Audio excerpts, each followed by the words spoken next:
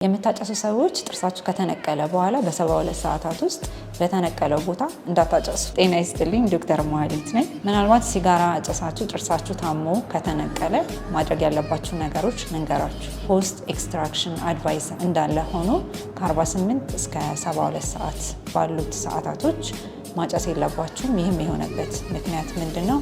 አንደኛ ሲጋራ ውስጥ ብዙ አይነት ኬሚካሎች አሉ። በተለይ ደግሞ ኒኮቲን ቫሶ ኮንስትሪክሽን ኢፌክት ስላለው በቂ ኦክሲጅንና ኒውትረንት ቁስሉ እንዳያገኝ በማድረግ ቁስሉ እንዳይድን ወይም ደግሞ ዲላያንስ ኦፍ ሂሊንግ ያመጣል። በተጨማሪም በእነዚህ ሰዓታቶች ውስጥ ሰዓቱን ጠብቃችሁ የምታጨሱ ከሆነ በጣም ኢንተንሲቭ ራዲዬቲንግ ለሆነ ህመም ድራይ ሶኬት ለምንለው ነገር ትጋለጣላችሁ።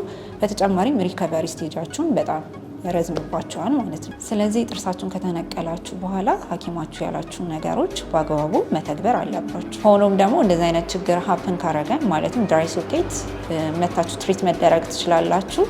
አድራሻችን አቤን ሆቴል አካባቢ ከሄል ሳይት ትምህርት ቤት አጠገብ እንገኛለን። ለበለጠ መረጃ ደግሞ ባዮ ላይ ባሉት ቁጥሮች ኮንታክት አድርጉ።